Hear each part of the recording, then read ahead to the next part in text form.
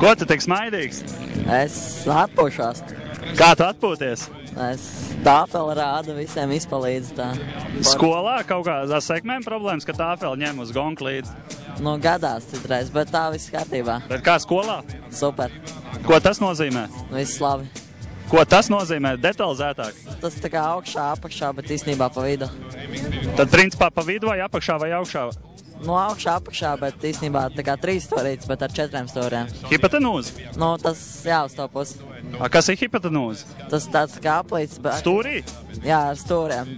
Un pēc tam katrā stūrī tad punkts vēl? 2 punkti katrā stūrī pa 4 punktiem.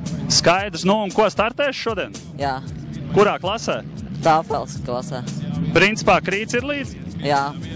Cik paņēma krītu? Kabatās ir? Vai kur ir? Kabatās. Kā tev vakar gonkā gāja? Super, pirmais palika.